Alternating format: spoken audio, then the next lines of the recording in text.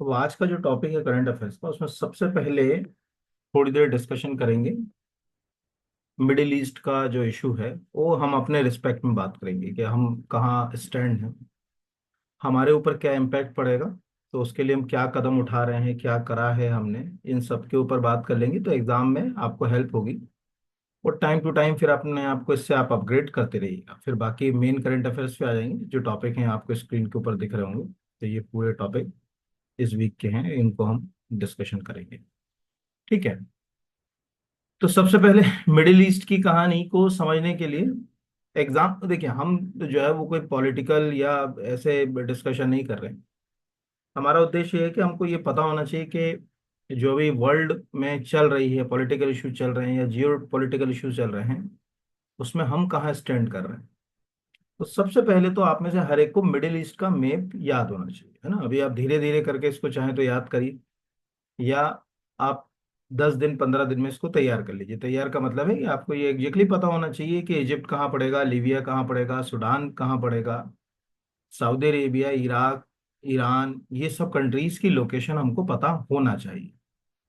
क्योंकि वो क्वेश्चन आपको, पहला क्वेश्चन तो टेक्निकली वो यही पूछेगा कि इनमें से कौन सा देश मिडिल ईस्ट में नहीं आता है। ठीक है यार, क्योंकि अभी जब भी हम बात कर रहे हैं तो हम एक कॉमन वर्ड इस्तेमाल कर रहे हैं, मिडिल ईस्ट कंट्री या मिडिल ईस्ट का कॉन्फ्लिक्ट।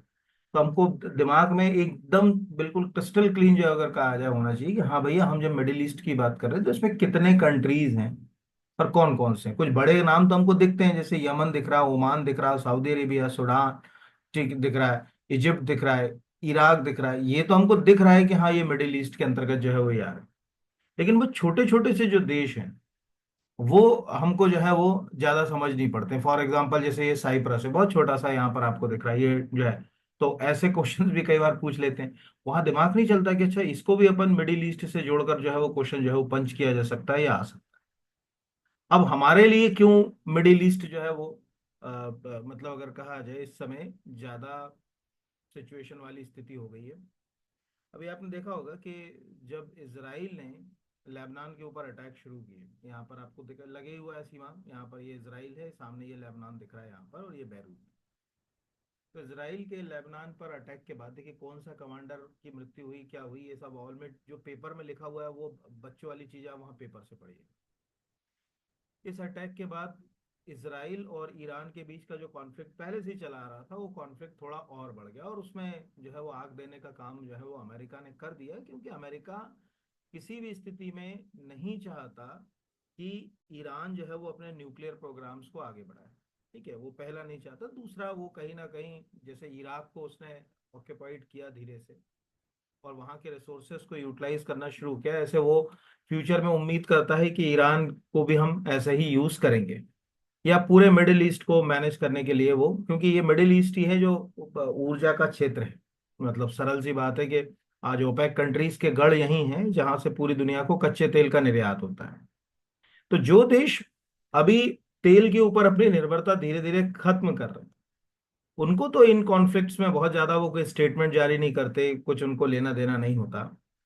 जैसे अगर कहा जाए ब्रिटेन इसमें बहुत ज्यादा स्टेटमेंट नहीं देगा, बहुत, क्योंकि अब ब्रिटेन जो है वो धीरे धीरे अपनी निर्भरता रिन्यूएबल एनर्जी के ऊपर ला रहा है। लेकिन कई कंट्रीज ऐसी हैं जिनको आज भी अब जो है वो इन रिसोर्सेज की जरूरत है। अब चाहे वो रक्षा के लिए हो, चाहे अन्य के लिए हो। जैसे इंडिया की अगर हम बात करें तो आज इंडिया से कोई कहे, जैसे आज आप सोचिए ना कि हम नेट जीरो की बात कब कर रहे हैं, हम बात कर रहे हैं 2070 में। क्योंकि हमें मालूम है कि हम अभी जो है वो इन ट्रेडिशनल जो रिसोर्सेज हैं, कोयला, पेट्रोल, उनसे बाहर नहीं निकल सकते। आज हमारी मतलब निर्भरता इन्हीं के ऊपर है। तो एक तो ये है कि ये कंट्रीज के लिए ज्यादा छटपटाहट है, इनको बड़ा डिसीजन लेने में दिक्कत आ रही है। दूसरा, अब जो चैलेंज आ रहा है वो, ये चैलेंज को समझिएगा, बहुत ध्यान से समझिएगा, है ना। ये सब चीजें काम की है, फिर आपको बताएंगे भी क्या याद करना है। चैलेंज ये है कि जो इसराइल है, अब इसराइल के साथ जो ईरान के कॉन्फ्लिक्ट बढ़ गए हैं, तो ईरान उम्मीद इसमें धकेलना चाह रहा है सऊदी अरेबिया को और इजिप्ट को। ऑलरेडी ये सब कंट्रीज पहले जो है वो अगर कहा जाए कि इसराइल के साथ किसी समय वॉर कर चुकी। अगर आप पुराने वॉर उठाएंगे तो 7 डे वॉर वगैरह आप जो है वो देखेंगे तो आपको पता चलेगा। तो वो चाह रहा है, वो बार बार स्टेटमेंट दे रहा है। अभी आपने जो स्टेटमेंट सुने होंगे उसमें कल भी जैसे स्टेटमेंट आया, उसमें कहा गया कि सभी मुस्लिम जो देश हैं वो एक साथ हो जाएं, हमारा दुश्मन एक ही है। सऊदी अरेबिया से भी जो है वो अगर कहा जाए, उन्होंने कहा कि भाई आप हमें सहायता करिए। अन्य मुस्लिम कंट्रियां इस बेल्ट के अंदर जितनी भी हैं, जैसे यूनाइटेड अरब अमीरात है, या उनसे भी उम्मीद कर रहा है कि वो इसका भाग जो है वो बने, या इसमें जो है वो हमको सहायता दें। अब हमारे लिए क्या चैलेंज है वो समझने की कोशिश के लिए थोड़ा सा देखें। आज हम दुनिया में जो ज्यादातर ट्रेड कर रहे हैं, व्यापार, कोई भी देश जो है वो व्यापार, सबको मालूम है कि वो मैरीटाइम रूट्स का ही इस्तेमाल या समुद्री क्षेत्रों का ही इस्तेमाल करता है। हमारे ट्रेड के दो रूट हैं, ध्यान समझना ना। एक रूट तो हमको दिख रहा है कि आज अगर हम यूनाइटेड अरब अमीरात के साथ, सऊदी अरेबिया के साथ जब ट्रेड करते हैं, तो उसमें हम गल्फ ऑफ ओमान या गल्फ ऑफ पर्शिया, अगर कहा जाए, या जो है वो हार्मूज की जल संधि होते हुए व्यापार करते हैं। और ये पूरे देश, चाहे हम ओमान बात करें, यूनाइटेड अरब अमीरात की बात करें, सऊदी अरेबिया, ये हमारे बड़े ट्रेड पार्टनर हैं। अब आप कहोगे कि कितने बड़े ट्रेड पार्टनर है, तो उसके लिए मैंने साथ में यहाँ पर एक ऑफिशियल वेबसाइट खोल रखी है, आपको स्क्रीन पे दिख रही होगी, ministry of commerce and industry, department of commerce. अगर हम यहाँ पर टॉप 10 कंट्रीज का एक फिगर लेते हैं, सपोज 2024-25 की स्थिति में हम 25 कंट्री की जगह केवल 10 कंट्रीज को ले लेते हैं, और हम देखते हैं कि हमारे ट्रेड की क्या स्थिति है, तो आपको यहाँ पर दिख रहा होगा कि अगर मैं इस टॉप 10 में से टॉप 5 के अंदर चला जाऊं, तो यूनाइटेड अरब अमीरात और सऊदी अरेबिया के साथ मेरे ट्रेड बहुत अच्छे हैं। मेरे ट्रेड यानी हमारे ट्रेड। आप सोचिए, मतलब ये कॉन्फ्लिक्ट हमारे लिए तो मतलब इतना तनाव पैदा कर रहा है, उसका उसके कई सारे कारण हैं। एक तो प्रधानमंत्री जी जो है वो, अगर कहा जाए, अपनी पॉलिसीज में जो है वो ये बात कर चुके हैं कई बार। आपको मालूम होगा कि जैसे हम इस नरेंद्र मोदी जी के प्रधानमंत्री बनने से पहले ज्यादातर जो स्टेट गवर्नमेंट्स थी, वो लुक ईस्ट पॉलिसी को ही चला रही थी, चाहे वो पीवी नरसिम्हा राव के समय से चली। पूर्व की ओर के जो देश थे उनके साथ हम व्यापारिक संबंध मजबूत करने पे लगे हुए थे। बट अभी प्रधानमंत्री जी जब 2014 में प्रधानमंत्री बने, तो उन्होंने लिंक वेस्ट पॉलिसी का कंसेप्ट इस्तेमाल किया। पता नहीं आपने पढ़ा नहीं पढ़ा, पढ़ा है? लिंक वेस्ट पॉलिसी नाम की एक पॉलिसी उन्होंने इंट्रोड्यूस करी। ठीक है। उस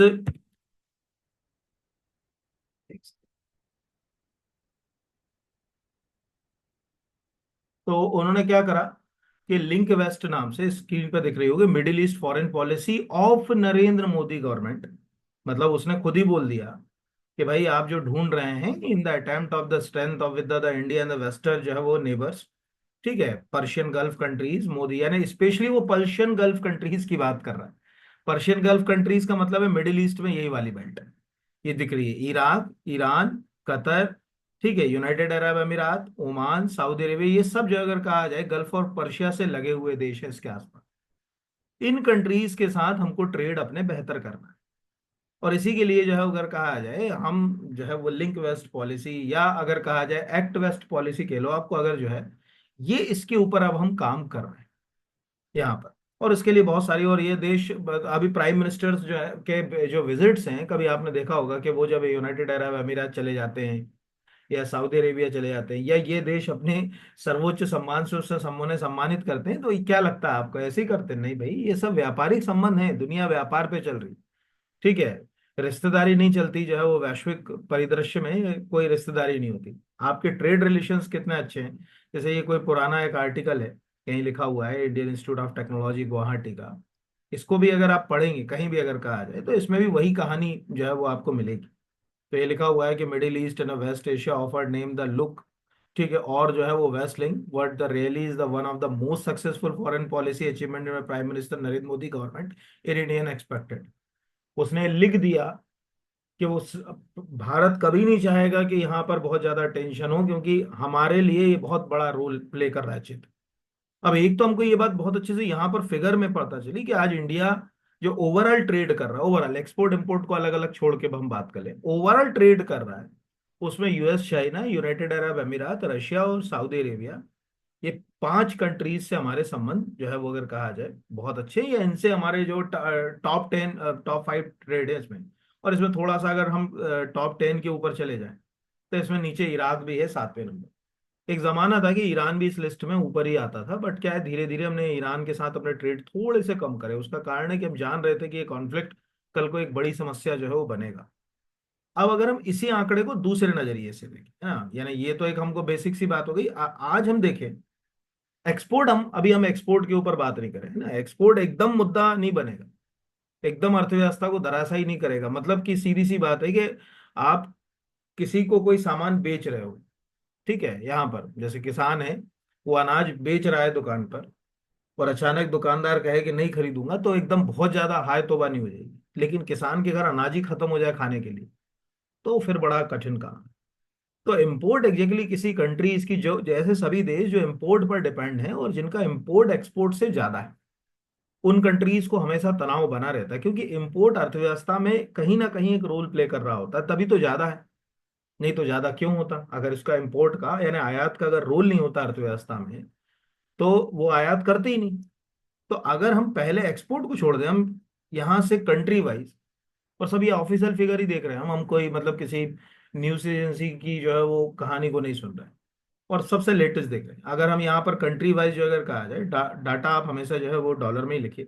ऑल की जगह अभी हम कुछ जो कंट्रीज अभी हमने देखी, उनसे जो टॉप 5 में, उनसे अगर हम देखें, तो सबसे पहले हमने देखा यूनाइटेड अरब अमीरात, है ना। तो हम सीधे नीचे यूनाइटेड अरब अमीरात पे ही चले गए, यहाँ पर एक सेकंड। तो ये हम ये चले गए, कहाँ गया यूनाइटेड अरब अमीरात? देखो यहाँ पर होगा ना। सर ऊपर ही है, और देख। ऊपर। ऊपर है सर। एक तो मुझे एकदम पास से दिखता ही नहीं है यहाँ पर, ठीक है। कहीं दिख रहा है यूनाइटेड अरब? एक सेकंड रुको, जाओ ऊपर से जाओ। सर नीचे नीचे आइए। एक यूके के जस्ट ऊपर। एक सेकंड बेटा, एक सेकंड। यहाँ पर ये एकदम बिल्कुल पास से, या तो चश्मा लगाओ फिर। उम्र जो है वो बुढ़ापा ऐसे ही आता है इंसान का। अब आपको यहाँ जो आंकड़ा दिख रहा है वो हाईली शॉकिंग आंकड़ा है ना। शॉकिंग आंकड़ा क्यों है? कि वो ये बता रहा है, यूनाइटेड अरब अमीरात, वो बता रहा है कि यार 2023-24 में हमने यूनाइटेड अरब अमीरात से जो आयात किया, वो 7.0812 था। हमने मोटी मोटी जो है वो मान ली बात 7%। और अभी अप्रैल से जुलाई तक के आंकड़े अगर हम ध्यान से देखें यहाँ, अब चूंकि हमारे संबंध बहुत अच्छे हैं, प्रधानमंत्री जी जाते रहते हैं यूनाइटेड अरब अमीरात, तो अब वो आंकड़ा जो है वो 7% से बढ़ गया, हो गया 8.5%। आप सोचिए, 100 रुपया का सामान खरीद रहे हो, उसमें से 8.5, यानी अभी हम 8.5 की जगह 10 मान लें, 10 रुपए का सामान हम इस कंट्री से ले रहे हैं। और क्या ले रहे होंगे? अब यूएई तो सीधी सी बात है कि पेट्रोलियम ही देगा, और क्या देगा हमको? मेन अगर कहा जाए इंपोर्ट आर्टिकल, हमारे पास पेट्रोलियम या क्रूड ऑयल और उससे जुड़े रिसोर्सेज जो भी हम कहें वो है। तो आज अगर मिडिल ईस्ट में कॉन्फ्लिक्ट होता है, तो यूनाइटेड अरब अमीरात की एग्जैक्टली लोकेशन ऐसी है कि उसका सबसे ज्यादा इम्पैक्ट पड़ेगा। सपोज मान के चलिए आप, ऐसे समझिए कि इसराइल अगर ईरान के साथ कॉन्फ्लिक्ट में बढ़ता है आगे, तो वो यहाँ तेहरान में या इस तरह से अंदर जाके जो है वो वॉर नहीं करेगा। वो पहले कमर तोड़ेगा। कोई भी कंट्री जो होता है वो सबसे पहले आर्थिक रूप से किसी देश को कमजोर करता है।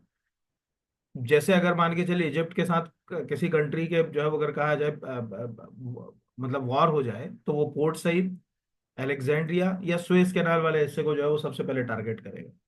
पूरा यूरोप के अंदर जो व्यापारिक प्रक्रिया जो है वो ठप हो जाएगी। तो अभी हमारे सामने यहाँ पर यह है कि जब इंडिया इन कंट्रीज से, खासकर अभी हम दो कंट्रीज को ले रहे हैं इस बेल्ट में जो टॉप 5 में थी, एक तो यूनाइटेड अरब अमीरात, दूसरा सऊदी अरेबिया, तो हम इसी में बैक करके यानी इस 8.5% के फिगर को अभी हम दिमाग में रखें। और इसके बाद फिर हम जो है वो यहाँ से, एक सेकेंड, यहाँ से एक सेकेंड, यहाँ चलिए। अब इसमें अगर हम देखें, तो हम ये सऊदी अरब पर चलेंगे। अब हमने ये सऊदी अरब के फिगर्स को देखा। सऊदी अरब का फिगर भी बिल्कुल एकदम कमतर वाला नहीं है। सऊदी अरब का भी 4%। बहुत मायने रखता है। आपको लगता होगा कि यार 4% क्या मायने लगता है, ओवरऑल जो है वो 1-2% बहुत मायने रखता है किसी भी देश के साथ अंतर्राष्ट्रीय व्यापार। क्योंकि हम दुनिया भर के देशों से व्यापार करते हैं, ध्यान रखिए ना कुछ व्यापार सबके साथ होता है हमारा। आज हमारा इसराइल के साथ, आज आपको लग रहा है ईरान के साथ व्यापार है, तो नहीं, ईरान के साथ भी हम व्यापार कर रहे हैं, लेकिन अब ईरान के साथ हम व्यापार कम करने लगे। तो लगभग 4%, 8.5 और 4, 8 4 12 13। और उसी बेल्ट में अगर हम ओमान वगैरह को जोड़ लें, तो लगभग 15 से 18%। अगर हम कतर को जोड़ लें, ओमान को जोड़ लें, इनसे भी हम थोड़ा थोड़ा ट्रेड कर रहे हैं। जैसे हमने कतर ही ले लिया, तो कतर का 1.82%, यानी मोटा मोटा माने तो 2%। या और कोई एक आध जो है वो कंट्री वहां से उठा ली, हमको कतर की जगह जो है वो ईरान ही ले लिया। ईरान से भी हम करते हैं, लेकिन ईरान से बहुत कम कर दिया हमने, ना के बराबर। मतलब अब हमारा जो ट्रेड है ईरान से जो है वो आपको दिख रहा होगा कि अभी बहुत ही ना, आप कहोगे कि हाँ सर वास्तव में जो है वो 0.0609%। हम समझ, कंट्री को इस बात को समझना बहुत जरूरी होता है कि हम जो है वो अगर कहा जाए कि आने वाले फ्यूचर में हम, हमारे लिए क्या पॉसिबिलिटीज बनी। या अगर हम कहें कि इराक, तो इराक के साथ आपको दिख रहा है 4.5%। इराक के साथ क्यों है आप समझ गए होंगे, मैंने जब आर्टिकल शुरू किया था तो मैंने बताई थी बात। तो आज आप सोचिए अगर मैं इन छोटे छोटे देशों को मिला लूं तो लगभग 20-25% हमारा इम्पोर्ट इनसे हो रहा है। तो कहीं ना कहीं इम्पोर्ट, अगर हम कमोडिटी वाइज बात करें तो पेट्रोलियम ही होगा या कच्चा ऑयल या क्रूड ऑयल ही होगा। क्रूड ऑयल हमारी अर्थव्यवस्था का आधार है। आज अगर मान के चलिए इंटरनेशनल मार्केट में क्रूड ऑयल पर बैरल महंगा हो जाता है तो हमारी अर्थव्यवस्था को बहुत ज्यादा नुकसान होगा। हमारे यहाँ चीजें महंगी हो जाएंगी, ट्रांसपोर्टेशन कॉस्ट महंगी हो जाएगी, अर्थव्यवस्था सुस्त हो जाएगी। ऑलरेडी अभी ग्लोबल इकोनॉमी बहुत ज्यादा रैपिड फायर तरीके से नहीं चल रही, ग्लोबल इकोनॉमी ऑलमोस्ट सुस्त है बहुत ज्यादा, क्योंकि ये कॉन्फ्लिक्ट के कारण। और दूसरा, हमारे बड़े ट्रेड पार्टनर्स जो हैं उनके बीच तो हमेशा ही कॉन्फ्लिक्ट है। आज हम, पाकिस्तान और चीन के साथ हमको इतना तनाव नहीं है इन चीजों का, लेकिन रूस यूक्रेन वॉर, क्योंकि हमारा रूस बड़ा ट्रेड पार्टनर है, और रूस यूक्रेन वॉर के साथ जो अगर कहा जाए ये वाला कॉन्फ्लिक्ट इसराइल ईरान वाला या लेबनान वाला, उसका कारण है कि इसमें जो ट्रेड पार्टनर है एक्सपोर्ट और इंपोर्ट के, वो डायरेक्ट और इनडायरेक्ट कुछ कंट्रीज ऐसी जो प्रॉक्सी वॉर में हिस्सा ले चुकी हैं, है ना। अब कम से कम दो, तो एक तो नाम पता ही होगा आपको, जो पूरी कहानी के पीछे ऐसे प्रॉक्सी वॉर काम जो है वो कर रहा है, उकसावे का काम कर रहा है, और वो है अमेरिका। अमेरिका। प्रॉक्सी वार में आ चुका है ना, इसमें साफ है कि इसराइल, इसराइल को अगर सपोर्ट कर दिया है तो उसने बोल दिया है कि मैं हूं। और अमेरिका का कोई ये सीधा सरोकार नहीं कि वो इसराइल को सपोर्ट कर रहा है। अमेरिका का है कि उसको ईरान को कंट्रोल करना है। वो बहुत लंबे अमेरिका ईरान का, आप एक इंटरनेट पर टाइप कर लीजिए वर्ड अमेरिका ईरान कॉन्फ्लिक्ट, तो आपको लंबा इतिहास मिल जाएगा, अभी से नहीं है बहुत समय से, क्योंकि वो नहीं चाह रहा कि इनका न्यूक्लियर प्रोग्राम आगे बढ़े।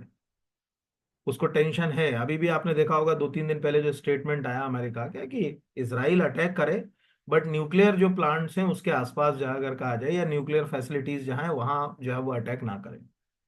तो अब एक तो जो है वो अगर कहा जाए, एक सेकंड,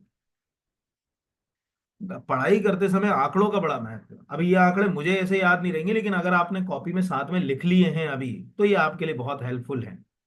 और आप इन आंकड़ों को कहीं जो है वो मतलब एग्जाम में, मेंस में लिख सकते हो, इंटरव्यू में बोल सकते हो कि आज बड़े ट्रेड पार्टनर्स हैं, आज हम इराक जैसे देश के साथ इतना जो है वो ट्रेड कर रहे हैं। ये आंकड़ों की कहानी जो है वो बयां करती है कि यार हम कहाँ स्टैंड कर रहे हैं, कितना किसके साथ।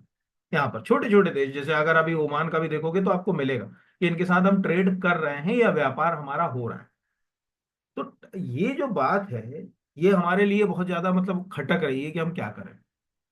दूसरा अगर कहा जाए कि यहां से, अब एक तो ये हो गया कि हमारा जो मेन ट्रेड रूट है ये इन कंट्रीज के साथ, ओवरऑल यूरोप के साथ तो यही है, इन कंट्रीज के साथ, यानी गल्फ ऑफ पर्सिया। हम कुवैत से भी अच्छा ट्रेड करते हैं। कुवैत, कतर, यूनाइटेड अरब अमीरात, ओमान, सऊदी अरेबिया, इन सब से हमारे अच्छे व्यापारिक संबंध, ठीक ठाक अगर कहा जाए हम काम कर रहे हैं। तो ये अगर इसराइल वॉर में एग्जैक्टली डायरेक्ट अटैक करता है तो आप ये मान के चलिए गल्फ ऑफ पर्शिया को सीधे जो है वो असर पड़ेगा। और इसका, इसमें दुनिया को कोई लेना देना नहीं, इसमें दुनिया बीच में नहीं कूदेगी। अगर आपके घर में लड़ाई हो रही तो आप सोचोगे पूरा समाज आके जो है वो हेल्प करे, नहीं, है ना। और वो मजे देखेंगे बाहर कुर्सी लगा के कि कैसे लड़ रहा है।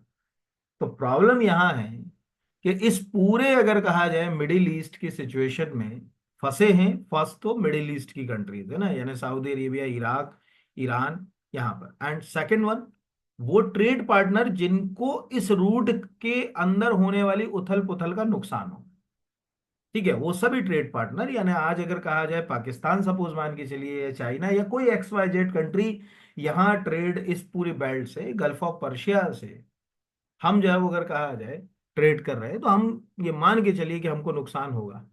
और हमारे साथ तो एक बहुत बड़ी प्रॉब्लम ये बात है कि हमारा ये ट्रेड रिलेशन का इतिहास इतना पुराना है जितना मतलब अगर कहा जाए दुनिया में किसी देश का नहीं। आज अगर हम अपनी सबसे पुरानी सभ्यता की कहानी को उठाते हैं, जिसको हम इंडस वैली सिविलाइजेशन बोलते हैं, तो हम बहुत अच्छे से जानते हैं कि हम पर्शिया के साथ उस समय भी ट्रेड किया करते थे। हमें कई पर्शियन कॉइन्स मिले यहाँ पर। उस समय भी हमारे मेसोपोटामिया के साथ, सुमेरियन सिविलाइजेशन के साथ बहुत ही अच्छे जो अगर कहा जाए रिलेशन थे। और ये कई जगह जो है वो मतलब ये जानकारी मिलती भी है कि इंडिया मेसोपोटामियन सिविलाइजेशन के साथ ट्रेड करता था। तो आज हमको 4000 साल हो गए वो ट्रेड करते हुए, हम सोचे कि 2 दिन में इसको छोड़ दें तो बिल्कुल संभव नहीं, और हमारी निर्भरता है। तो पहला तो ये कि इस इशू को अगर कहा जाए कि ये इशू जो है वो अगर अगर जन्म ले लेता है अभी, तो हम ही परेशान होंगे। यूरोप के कंट्रीज ज्यादा परेशान नहीं होंगे, क्योंकि यूरोप की इस बेल्ट के ऊपर निर्भरता बहुत कम। जैसे मान के चलिए कोई यूरोपियन कंट्री इंडिया से कोई चीज एक्सपोर्ट करता है, इंपोर्ट करता है, तो हम कोई बाया जो है वो अगर कहा जाए इराक होते हुए यूरोप तक तो नहीं जाएंगे, हम जाएंगे यहाँ पर रेड सी से। अब ये कॉन्फ्लिक्ट जब रेड सी में एंटर होगा, मतलब अगर हम यहाँ से अब नए रूट के ऊपर जाए, यानी इसराइल का के साथ जो मिडिल ईस्ट की तनाव है, क्योंकि अभी ईरान इस तरह के स्टेटमेंट दे रहा है कि वो जो इस्लामिक कंट्रीज है उनको एक करने की कोशिश कर रहा है। जस्ट मोस्टली अगर कहा जाए कि उसका जो टारगेट है वो इजिप्ट है, इधर, कि इजिप्ट भी हमारे साथ आ जाए। ठीक है, बाकी तो उसके साथ जो है वो अगर कहा जाए लड़ाइयाँ लड़ी रहे हैं, जैसे सीरिया तो इधर लड़ी रहा है, लेबनान इधर लड़ी रहा है, टर्की से भी जो है अगर कहा जाए बहुत अच्छे संबंध नहीं है यहाँ पर। ईरान जो है अगर कहा जाए खड़ा ही है। अब वो उम्मीद कर रहा है सऊदी अरेबिया से, और वो उम्मीद कर रहा है अगर कहा जाए इजिप्ट से। अगर इन कंट्रीज को मान के चलो, हम तो बुरे से बुरे हालात को जो है वो पढ़ना चाहिए, मान के चलो इन कंट्रीज के साथ अगर कहा जाए इनका कॉन्फ्लिक्ट इसराइल का हो जाता है, या ये सब देश एक साथ जो है वो मतलब खड़े हो जाते हैं, तब सिचुएशन जो है अगर कहा जाए बहुत ज्यादा पैनिक नहीं होंगी। उसका कारण है कि ये जो ट्रेड रूट है, यानी रेड सी बाया स्वेज कैनाल होते हुए मेडिटेरियन से यूरोप जाने वाला जो ये रूट है, इस रूट की सबसे अच्छी खासियत ये है कि इस रूट का इस्तेमाल दुनिया भर की कंट्री कर रही है। खाली इंडिया नहीं कर रहा है, इसका इस्तेमाल पाकिस्तान भी कर रहा है, इसका इस्तेमाल जो अगर कहा जाए चीन भी कर रहा है, इसका इस्तेमाल यूरोप के सभी देश कर रहे हैं। आज यूरोपियन, आज आप सोचो कि यूरोप से हम जो ट्रेड कर रहे हैं, तो ब्रिटेन के ब्रिटिश पीरियड के समय जब ये सुएज कैनाल बनी तब से हम इस रूट का इस्तेमाल कर रहे हैं। पहले तो हम जो है वो Cape of Good Hope, Africa के अंदर आपने सबने सुना होगा, केप ऑफ गुड होप होते हुए आते थे, अब हमारे पास नहीं। तो अगर इस जगह जो है वो कोई वॉर की सिचुएशन जो है वो अगर होती है, तो उसमें ग्लोबल कम्युनिटी खड़ी होगी, वो इसको रोकने की कोशिश करेगी। उसमें बड़ा एक वो रहेगा कि नहीं भैया, इससे जो है वो व्यापारिक गतिविधियां जो को नुकसान हो रहा है। क्यों, आप इसको ऐसे समझिए, ये रूट दुनिया भर के लिए कैसे काम करता, तो आपको याद होगा पिछले साल का एक सीन, कि यहाँ लिख देता हूँ, एवरग्रीन शिप, याद होगा कि एक शिप जो है वो अगर कहा जाए स्वेज कैनाल में फंस गया था, याद है ये? हाँ, आपको क्या लग रहा है कि ये कोई शिप जो एवरग्रीन शिप है, ये किसी एक कंट्री का जो है वो कार्गो लेके चल रहा होगा क्या इतना सारा? ये जो है अगर कहा जाए कि जब ये शिप यहाँ फंसा, तो ये कई सारे जब मतलब अगर कहा जाए, आप इसमें पूरा नीचे स्टोरी आप कहीं पढ़ेंगे तो उसमें मिल जाएगा, अभी हमारे लिए जो है वो वो नहीं है यहाँ पर, ये यहाँ पर ये आर्टिकल है पूरा। अब जब ये फंस गया यहाँ, तो उसके फंसने से जो नुकसान हुआ, मतलब कंट्रीज को जो नुकसान हुआ, वो हमारी सोच से बाहर है। मतलब आप उसके आंकड़े जो है अगर कहा जाए जब नीचे देखोगे तो आपको लगेगा कि बाप रे, इतना मतलब एक शिप के फंसे रहने से क्या इतना नुकसान हो सकता है, या ट्रेड में इतना रोल प्ले कर सकता है। तो जब एक शिप केवल फंस गया, उसमें जो है अगर कहा जाए इतना दबाव डाला गया कि भैया इसको निकालो फटाफट कैसे ना कैसे करके। तो आज तो आप समझिए, अगर मान के चलिए सुएज कैनाल जो है वो एक रूट के रूप में ही ना रह जाए, ये कॉन्फ्लिक्ट धीरे धीरे बढ़ जाए, जब आप इसमें नीचे जाओगे तो कहीं लिखे मतलब आंकड़े जो है वो आपको इसमें आंकड़े भी लिखे मिल जाएंगे। ये इसमें बस ये है कि आप ये इकोनॉमिक इम्पैक्ट वगैरह से जैसा अगर कहा जाए पढ़ोगे, तो आप सोचिए कि राइज इन प्राइस और क्या क्या जो है वो कहानियां जो है वो इसके अंतर्गत जो है वो आपको दिख रही हैं, ये पूरी, ये तो जो है वो हम ये बात समझ सकते हैं कि किसी एक समस्या का कितना बड़ा इम्पैक्ट दुनिया तक पहुंचता है। तो वापस अगर हम यहीं जाएं, तो हमें ये बात साफ समझ पड़ रही है। इसमें अब आपको मैप रीडिंग में छोटे हमेशा ध्यान रखना, मैप रीडिंग के अंदर अगर आपने छोटे कंट्रीज को छोड़ दिया, जैसे सोमालिया को छोड़ दिया, आपसे पूछा कि गल्फ ऑफ अदन से लगा हुआ है, सोमालिया लगा हुआ है, सऊदी अरेबिया लगा हुआ है, जॉर्डन लगा हुआ है, इजिप्ट लगा हुआ है, और वहां आपका दिमाग खराब हो गया, आप जो है वो मतलब समझ ही नहीं पाए कि क्या कह रहा है, तो आपका गया हाथ से क्वेश्चन। तो मैप रीडिंग में ज्यादातर बच्चे क्या करते हैं, बड़े मैप जगहों को बहुत जल्दी से पकड़ के चल लेते हैं। लेकिन जो छोटी छोटी, जैसे अगर कहा जाए अभी यही क्वेश्चन अगर पीएससी पूछ ले या यूपीएससी पूछ ले कि साइप्रस एग्जैक्टली कहाँ है, उसकी क्या लोकेशन है, अब आपका दिमाग ही ना चले, क्योंकि आपने अभी वॉर के अंदर साइप्रस को जो है वो बहुत ज्यादा सुना ही नहीं कि साइप्रस के ऊपर कोई शब्द आता हो। हाँ, सीरिया सुना होगा, लेबनान सुना होगा, टर्की सुना होगा, तो दिमाग चलता है कि ये कहाँ होंगे। लेकिन साइप्रस नहीं सुना तो हमारा दिमाग नहीं चलता कि यार वो मेडिटेरियन के अंदर या भूमध्य सागर के अंदर जो है वो एक कंट्री है, वो हमारा दिमाग जो है वो नहीं चलता। तो कोशिश करिए कि मैप रीडिंग करते समय छोटी छोटी जो कंट्री, और ये जो मैप आप देख रहे हैं ये यूनाइटेड नेशन का है ना, ये मतलब आप, हम मैप को, हालांकि मैप पुराना है, यूनाइटेड नेशन पे नया मैप है ही नहीं, इसके अलावा ये लिखा हुआ है यूनाइटेड नेशन, वहीं का मैप हम रीड कर रहे हैं। तो इरिटिया की क्या पोजीशन है, यमन की का क्या पोजीशन है, ओमान की क्या पोजीशन है, या आपको कई बार जो है वो यूपीएससी में क्वेश्चन पूछ लेता है कि इंडिया अगर बाय यूरोप ट्रेड कर रहा है सुएज कैनाल, तो इन कंट्रीज को ऑर्डर में जमाना है आपको, साउथ टू नॉर्थ की ओर है ना, तो सोमालिया हो गया, जिजिबूती हो गया, इरिटिया हो गया, सूडान हो गया। अब वहां दिमाग खराब हो जाता है, क्योंकि मैप रीडिंग करी नहीं है ठीक से, तो भूल जाते हैं कि सोमालिया के बाद जिजिबूती आएगा कि इरिटिया आएगा कि इथोपिया आएगा कि क्या आएगा। अब आपको दिख रहा है कि रेड सी से इसकी डायरेक्ट बॉर्डर नहीं जल रही, जुड़ रही अभी, इथोपिया अंदर आ गया। तो अब हमको ये मतलब अगर हमने रफली रफली पढ़ रखा है तो उलझन पैदा हो जाएगी, और मतलब रफली नहीं पढ़ा है तो फिर जो है वो सब अच्छा पढ़ा है तो आप आंसर जो है वो कर पाओगे, नहीं तो फिर तो गई कहानी जो है वो मतलब जैसे कहते हैं ना कि गई भैंस पानी में, वैसे जो है वो आप याद रखिएगा, है ना। तो ये आपको मैंने ये बता दिया है कि खाली मैप रीडिंग से, जैसे एक सिंपल सी लॉजिक है, अगर हम इस मैप को बहुत ध्यान से ना पढ़ें तो आप में से 50% स्टूडेंट नहीं बता सकते कि इथोपिया एक लैंडलॉक कंट्री है। आपको वो ऑप्शन देगा इनमें से कौन सा भूमध्य देश है, इरिट्रिया, सूडान, इथोपिया, जिजिबूती। अब मैप को ठीक से नहीं पढ़ा, मतलब यहां से इथोपिया तो पढ़ा पर ये जिजिबूती के साथ और इरिट्रिया के साथ जो है वो बॉर्डर पर ध्यान नहीं दिया, तो आप आंसर तक पहुंच नहीं। आप खुद सोचो अगर ये क्वेश्चन अभी आ जाता, सपोज मान के चलिए आ जाता, तो क्या आप इसको कर पाते? मतलब हर प्रश्न का उत्तर खुद से इस बात के लिए ढूंढना जरूरी है कि अगर आज ये प्रश्न मेरे सामने होता एग्जाम हॉल में तो मैं इसको कर पाता कि नहीं कर पाता, कर पाता कि नहीं कर पाता। ये रोते आप, और इसको अगर अभी इंटरनेट पे सर्च करें Ethiopia is a landlock country और आगे क्वेश्चन आंसर लिख दें, तो मुझे पूरा विश्वास है अगर कहा जाए कि किसी ना किसी मतलब एग्जाम में ये पूछा गया होगा। एक second, Ethiopia landlock country, question answer एक रफली मैंने यहाँ पर टाइप कर दिया।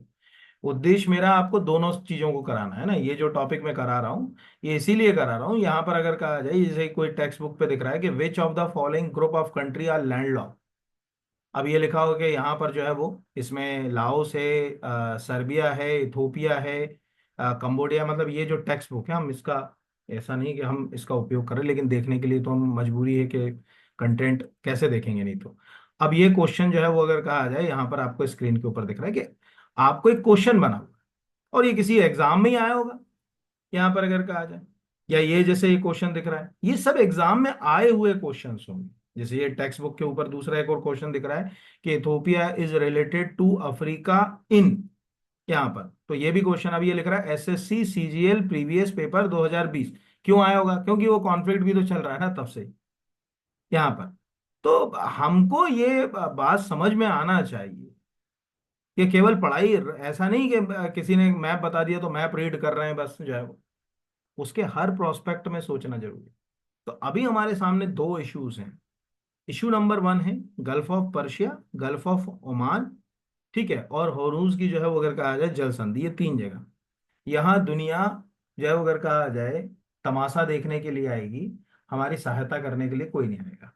यही रीजन है कि अगर आप ध्यान से देखें, मैंने एक और चीज आपके लिए खोली कि अगर आप ये देखें, ये 29 जुलाई 2024 की एक पोस्ट है पीआईबी की, हिंदी में देखना चाहें तो हिंदी में लिख रहे हैं हम। मतलब देखिए सरकार इस बात को समझना शुरू कर देती पहले से, लगता है कि सरकार काम नहीं कर रही वैसे, अरे देश बहुत, कितना काम होता है, मशीन आप समझ ही नहीं सकते जो है।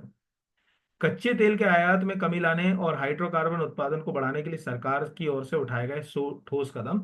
ये 29 जुलाई 2024 का पोस्ट है, जिसमें कहा गया है कि कई वर्षों से हम इसके लिए काम कर रहे हैं। आज आप देख रहे होंगे कि सरकार इथेनॉल के ऊपर बहुत फोकस कर रही है, पॉलिसी भी ले आई कि आप डायरेक्ट इथेनॉल जो है वो तैयार कर सकती हैं। अगर कहा जाए, आज तो शुगर फैक्ट्रियां इथेनॉल, नहीं तो पहले तो ऐसा होता था कि डायरेक्ट नहीं कर पाते थे। तो आज आपको यहाँ पर ये जो दिख रहे हैं कि ये जो 7-8 साल में जो कदम 2014 के बाद से उठे, उसमें ये पूरे आंकड़े मिलेंगे 2014 के बाद हमने क्या किया, कैसे किया। यहाँ पर ये आप चले जाओ, जैसे ये कुछ तो कम से कम आपको पता होना चाहिए। फॉर एग्जाम्पल लिखा लिखा हुआ है कि डिस्कवर्ड स्मॉल फील्ड पॉलिसी, ठीक है, जो खनन के छोटे छोटे क्षेत्र है उसके लिए हम लेकर आए। हाइड्रोकार्बन एक्सप्लोरेशन जो है लाइसेंस पॉलिसी 2016 में लेकर आए। ऐसे और भी नीचे इसमें ढेरों पॉलिसीज हैं जो बताई गई हैं। यहाँ पर ये लिखा हुआ नेचुरल गैस जो है वो मार्केटिंग रिफॉर्म 2020। इनका उद्देश्य केवल और केवल इस विपरीत परिस्थिति को समझना था जो आज होने की स्थिति में लगभग दिख रही है ना। किसी जमाने में आपको मालूम होगा यूरोप का बारूद का पीपा एक वर्ड इस्तेमाल होता था। सुना है किसी ने कि नहीं सुना, यूरोप का बारूद का पीपा? सुना ही नहीं। ठीक है, वो कम से कम ज्योग्राफी की जो बुकें होती हैं लूसेंट वगैरह, उनमें यूरोप का बारूद का पीपा कम से कम जो है अगर कहा जाए, ये जो क्या बोलते हैं उनको, वो आते हैं ना जो जो वन लाइन वाले आते हैं ना, ठीक है, मिसलाइन। पश्चिम का स्विट्जरलैंड किसको कहते हैं, या ऐसे वो क्वेश्चन तो तैयार कर लिया करो बेटा। दिख रहा है ना, यूरोप का बारूद का ढेर या पीपा, एक भी जो भी है, आप ढेर लिख लोगे तो भी वही बात है। शब्द है जिसका इस्तेमाल प्रथम विश्व युद्ध के पहले बाल्कन प्रायद्वीप की स्थिति के लिए वर्णन के लिए किया जाता था। आप जो आज सिचुएशन देख रहे हो ना, ये सिचुएशन सेम बाल्कन में थी। बाल्कन की सिचुएशन आपको ना मालूम हो तो मैं एक रफली एक लाइन में बता देता हूँ कि बाल्कन में दो कंट्रीज थी। दो कंट्री का मतलब है दो कंट्री नहीं, दो कंट्री का मतलब है एक है इस्लामिक जो कि ओटोमन एम्पायर था, और दूसरे वो थे जो क्रिश्चियन थे। इनके बीच कॉन्फ्लिक्ट बहुत ज्यादा थे, क्रिश्चियनिटी और इस्लाम। और ये कॉन्फ्लिक्ट बढ़ते बढ़ते अगर कहा जाए वॉर में तब्दील हो गया। और ये वाल्कन वॉर जो हुए, दो वाल्कन वॉर हुए फर्स्ट वर्ल्ड वॉर के बाद, आप सोचो कि उनने जो है वो एक रास्ता बना दिया कि दुनिया लड़ ली और फर्स्ट वर्ल्ड वॉर हो गया। आप अगर आप में से किसी ने वर्ल्ड हिस्ट्री पढ़ी हो अपने जीवन में, तो वो कहीं भी पढ़ेगा तो उसमें ये जरूर पढ़ेगा कि वो जो फर्स्ट वर्ल्ड वॉर थे उसके जो कारण थे उनमें से एक कारण वाल्कन वॉर भी था। और जो कंट्री जो अगर कहा जाए, जैसे ब्रिटेन, ब्रिटेन को लगता था क्योंकि ब्रिटेन के ऑक्युपाइड वाले क्षेत्र थे, तो ब्रिटेन कोशिश कर रहा था कि वाल्कन वॉर को रोके, लेकिन रोक नहीं पाया। तो यहाँ जो है वो अगर कहा जाए कि ये जो वाल्कन इश्यूज थे, ये इशू धीरे धीरे जो है अगर कहा जाए एक रिलीजियस इशू में कन्वर्ट हो गए। ओटोमन एम्पायर के साथ कॉन्फ्लिक्ट बढ़े, वाल्कन वॉर जो है वो अगर कहा जाए शुरू हो गए यहाँ पर। तो आपने ये भी जो है वो अगर कहा जाए कि जैसे वॉल्कन प्रॉब्लम ऑफ एशिया अगर पढ़ते हैं तो आपको मालूम है किसका नाम आता है, या वॉल्कन प्लान जो है अगर कहा जाए ऑफ एशिया कहा जाता है, किसका नाम आता है? हम्म? ये आएगा सर इंडिया को जब इंडिपेंडेंस के समय दिया। हाँ, तो हम और पाकिस्तान के बीच में वॉल्कन इशू ही तो था, उसको वॉल्कन क्यों बोलते हैं इंडिया पाकिस्तान? कभी सोचो ना। ठीक है, इंडिया पाकिस्तान केवल एक वर्ड टाइप कर लो आप तो सरल की वर्ड, भारत और पाकिस्तान के बीच बाल्कन प्लान। आपको खुद वो स्टोरी कहीं ना कहीं जो अगर कहा जाए मिल जाएगी कि बाल्कन प्लान, वो जो माउंट बैटन प्लान था, ये लिखा हुआ है कि the Balkan plan 1947 was the brain child of Mountbatten, this plan was dash dash dash, बाकी तुम पढ़ सकते हो। वो इसीलिए समझाने की कोशिश की जा रही है, ये लिखा माउंट बैटन प्लान को और किस नाम से जाना जाता है, तो बाल्कनी भी आया होगा क्वेश्चन। तो एक्चुअल यही बात है कि आज यूरोप की जो मतलब अगर कहा जाए कि यहाँ जैसे उस समय जो है वो बाल्कन पेनिसुला की जो स्थिति थी, आज वही मिडिल ईस्ट के अंदर यहाँ स्थिति है। हो सकता है कि ये कंट्रीज कल को जो है वो किसी बड़ी समस्या को या तनाव को दुनिया में जो है वो जन्म दे दें। और इसका क्योंकि इसके साथ एक और प्रॉब्लम है कि इनका इतिहास बहुत अच्छा नहीं। इतिहास जैसे अगर आज वो ईरान जो है सऊदी अरेबिया से, इजिप्ट जैसे देशों से उम्मीद कर रहा है कि जो इस्लामिक कंट्रीज हैं वो एक साथ आ जाए, तो आप जाओगे पुराना देखोगे तो आपको ये याद होगा एक वॉर हुआ था, 6 डे वॉर कहते हैं 1967 में। इस वॉर में एग्जैक्टली यही दो देश थे जिनसे वो आज सहायता की बात कर रहा है। हालांकि एक और देश था वो तो लड़ ही रहा है इसराइल से, तो अब वो तीन मोर्चों पे, और उसका नाम है सीरिया। ठीक है। सीरिया के साथ जब लड़ाई हुई, और जो 6 डे वॉर था, इस 6 डे वॉर में इजिप्ट, सऊदी अरेबिया और सीरिया, इन कंट्रीज को हरा दिया था इसराइल ने।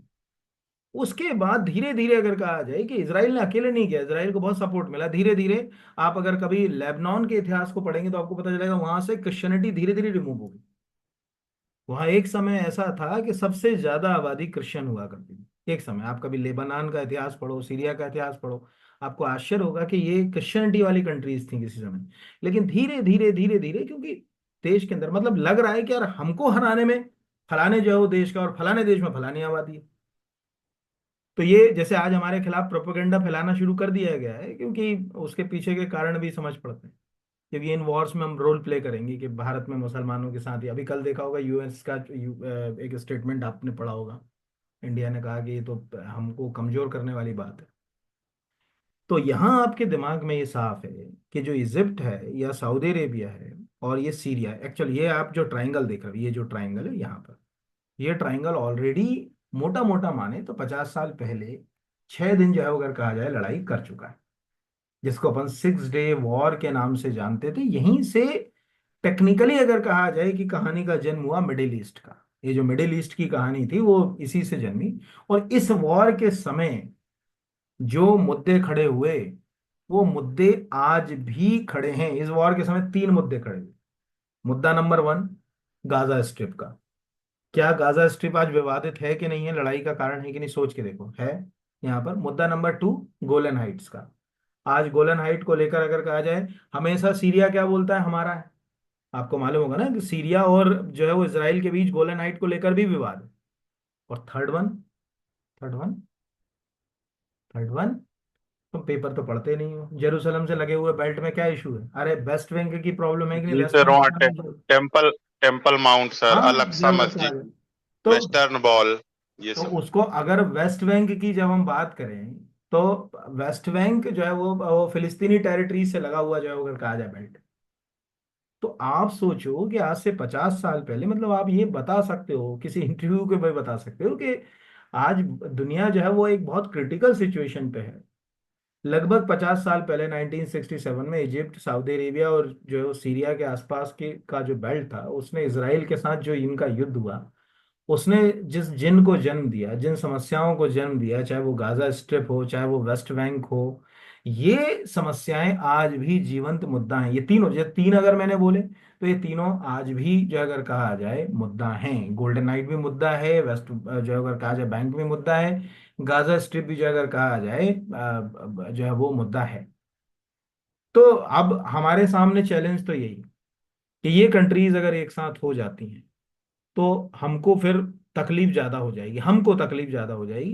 क्योंकि अब एक तो हम यहाँ तो बोला, क्योंकि जब इनके बीच वॉर होगा तो हम इधर से भी फंस गए, और इधर, अब इधर से तो हम इंपोर्ट कर रहे हैं, यानी हमारे आने के रास्ते हैं कि यार कच्चा तेल आएगा, हमारी अर्थव्यवस्था के लिए जरूरी है। लेकिन आदमी को घर परिवार चलाने के लिए नौकरी करने की भी जरूरत होती है, यानी पैसा आने के रास्ते भी होना चाहिए। तो हमारी नौकरी या घर परिवार चलाने के लिए ये यूरोपियन कंट्रीज हैं, जो हमारी छोटी छोटी, हमारे जेम्स हैं, हमारे रत्न हैं, आभूषण हैं, हमारे ड्राई फ्रूट्स हैं, ठीक है, हमारे क्लॉथ हैं, इनके ऊपर निर्भर हैं। आज आप सोचिए कि कल अमेरिका में एक फ्लैग जो है वो घूम रहा था, जिसमें लिखा हुआ था कि बांग्लादेशियों के कपड़ों का बाइकआउट करें। मतलब सीधी सी बात है कि जा रहा होगा ना बन के, ऐसा तो नहीं है नहीं जा रहा होगा। आज हम बहुत सारी चीजें यहाँ से जो है अगर कहा जाए, मिडिल ईस्ट के इस मतलब बेल्ट से होते हुए रेड सी से जो है वो यूरोपियन कंट्रीज तक जो है वो भेजते हैं बाया सुएज कैनाल। इंडिया का बड़ा ट्रेड एरिया है ये सुएज कैनाल वाला। तो हमारा तो मरण दोनों तरफ से, कि अगर ये वॉर सिचुएशन क्रिएट होगी तो हमारा तो एक्सपोर्ट भी जो है वो अगर कहा जाए चला जाएगा हाथ से, और इम्पोर्ट भी चला जाएगा।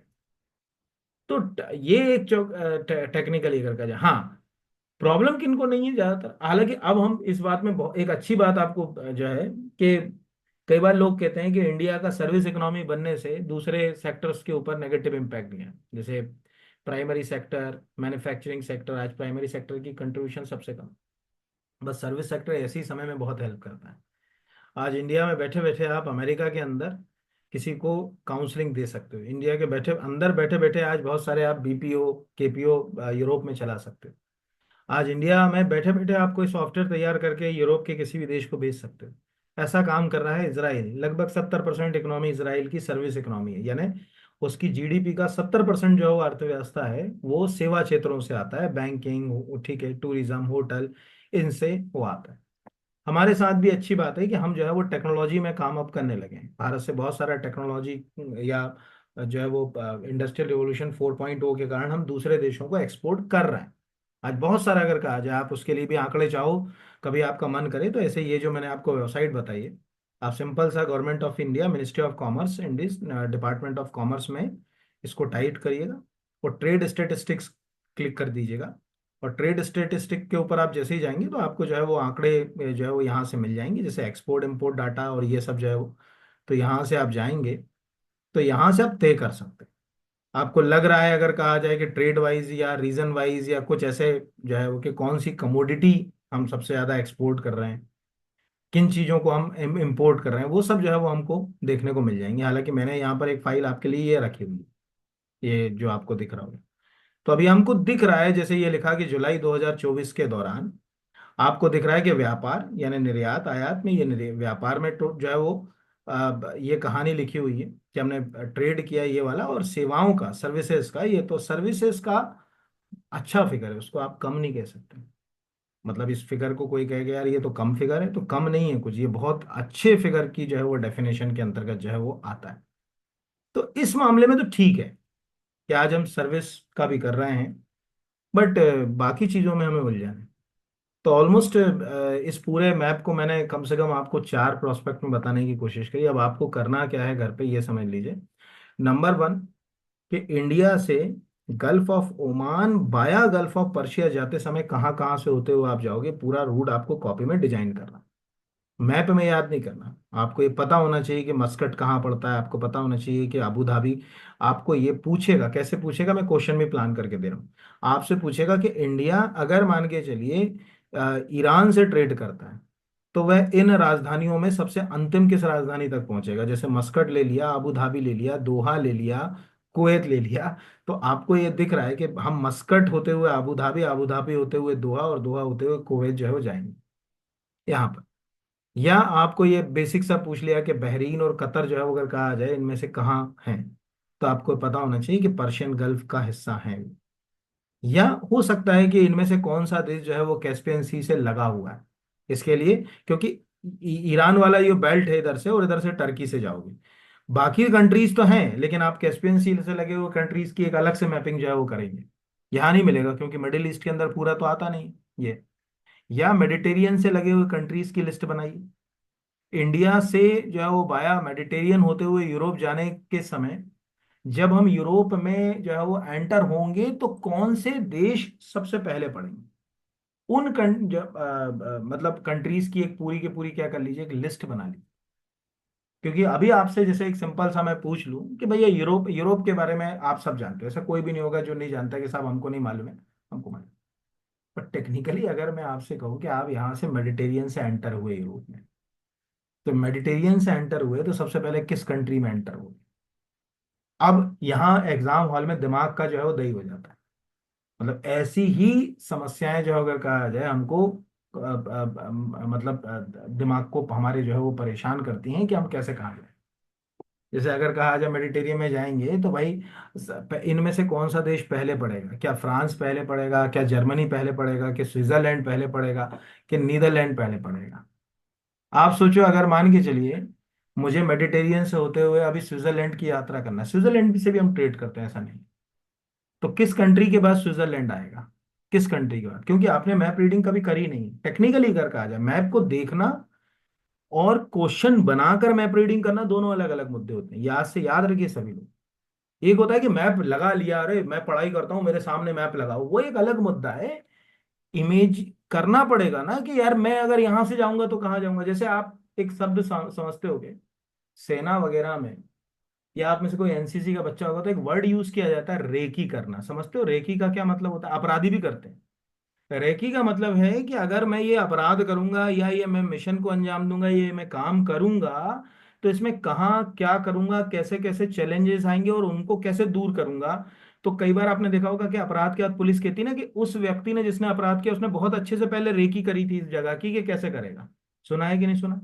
रेकी कि नहीं सुना, रेकी शब्द का? Yes sir. जी सर। सुना है सर। हाँ, मतलब संतोष तो बता ही देंगे अगर कहा जाए कि कितना इंपॉर्टेंट होता है, पुलिस वगैरह में तो बहुत इंपॉर्टेंट है यहाँ पर, कि भाई जो है वो इसी आधार पर कि भाई वो कहाँ से आए होंगे। तो आपकी रेकी क्या है कि आपको ये पता, अभी जैसे कितनों को मालूम है कि अगर मैं स्विट्जरलैंड जाना चाहूँ तो मैं कौन कौन से देशों की यात्रा स्विट्जरलैंड से कर सकता हूँ? कितनों को मालूम है? आंसर इज जीरो, एकदम नहीं आता।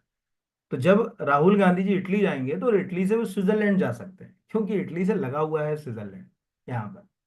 या अगर कहा जाए कि लगा हुआ है फ्रांस। तो आप जब यूरोप का मैप रीड करोगे कभी भी, ये हम यहीं पे कर रहे हैं कि यूरोपियन यूनियन मैप, अगर हम इस मैप को रीड करें, हम ज्यादा अंदर नहीं जाएं यहाँ पर,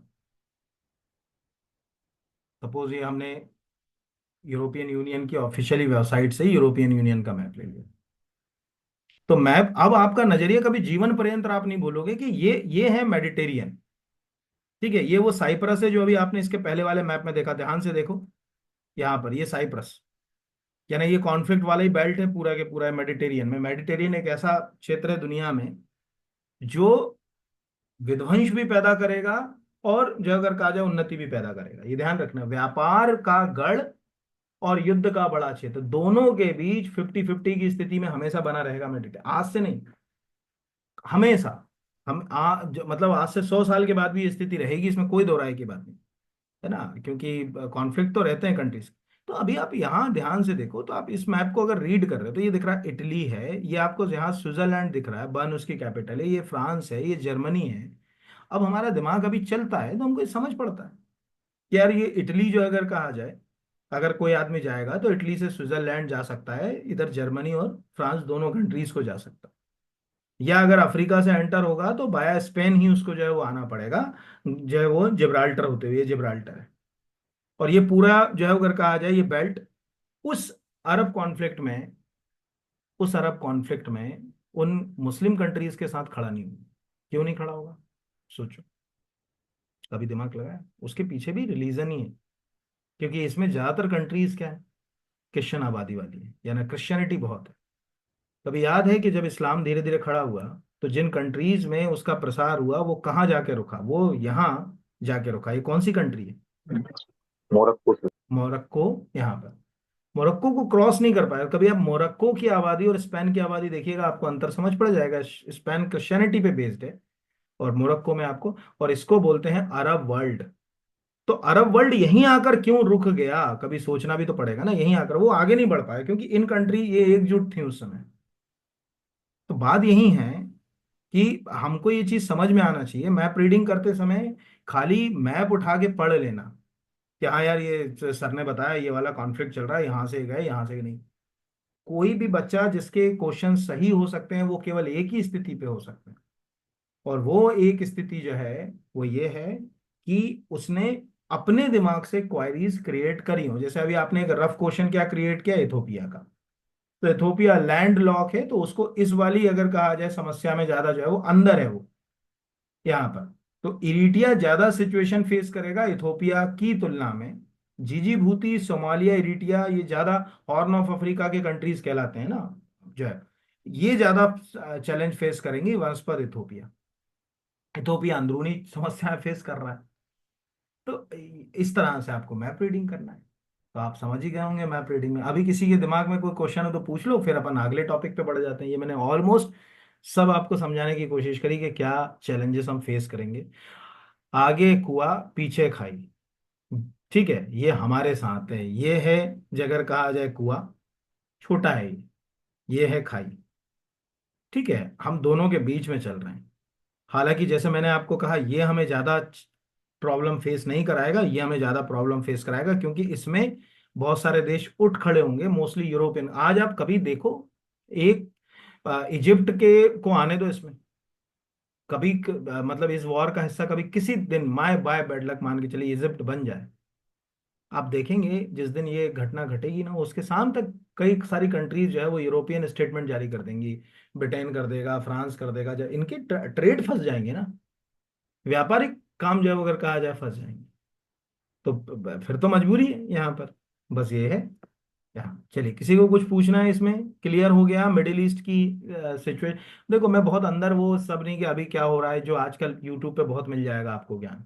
ठीक है, इंटरनेट के ऊपर बहुत सारा है। हम चूंकि सिविल सर्विस की तैयारी कर रहे हैं, तो हमको उस अप्रोच के ऊपर काम करना है कि हम क्या प्रॉब्लम फेस कर रहे हैं, उसके ऊपर जो है वो हम बात कर रहे हैं। तो उसके लिए हम है कि हमारा सबसे बड़ा ट्रेड रूट जो है वो ये मेडिटेरियन बाया, रेड सी बाया मेडिटेरियन है, सुएज कैनाल होते हुए। दूसरा, हम इंपोर्ट सबसे ज्यादा जो है वो ऑयल का कर रहे हैं, वो इन कंट्रीज से कर रहे हैं। अभी आपने देख ही लिया, लगभग 25-30% इम्पोर्ट का फिगर तो मैंने आपको बता ही दिया था। तो कुछ बचता ही नहीं यहाँ पर। हाँ, कुछ पूछना तो पूछो, फिर अपन खत्म करें इसको।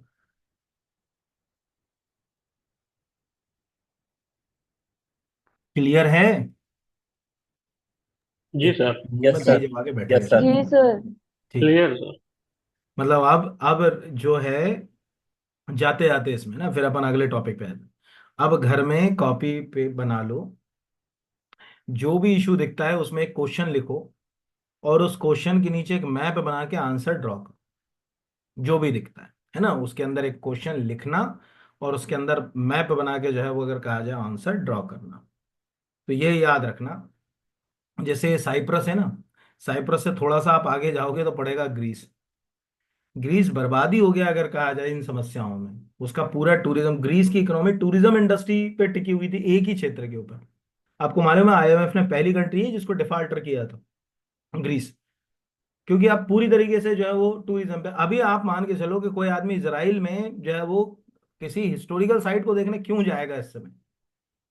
आज हम सोचें कि यार ईरान चले जाऊं मैं, ईरान में को हिस्टोरिकल जो है वो साइट्स है, देखने चले जाऊं। क्या आप में से कोई ईरान इस समय जो है अगर कहा जाए ईरान जाना पसंद करेगा? Answer is no. क्योंकि आपको लगेगा कि जो देश में अभी वॉर सिचुएशन है, सरकार कह रही है कि आप जाने से बचें, जो लोग हैं वो हमें जो है वो बताएं।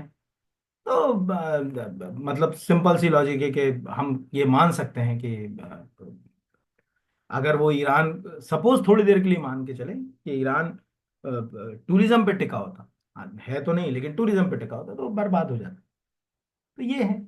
तो प्रॉक्सी वॉर चल ही रहा है, तो प्रॉक्सी वॉर के इश्यूज आपको हमेशा जो है वो पता होना चाहिए कि प्रॉक्सी वॉर कैसे काम कर रहा है, क्या कर रहा है, बस खत्म। चलिए, तो ये हो गया टॉपिक खत्म। बाद में कभी और अगर लगेगा तो आपको और एक आध बार पढ़ाएंगे इसको, जब इस सिचुएशन अगर कहा जाए हाथ से निकल जाएंगी तब। अभी भगवान करे कि सिचुएशन और ज्यादा सुधरे। ठीक है, दुनिया भर में जो प्रदर्शन हो रहे हैं इसमें कुछ कमी आए।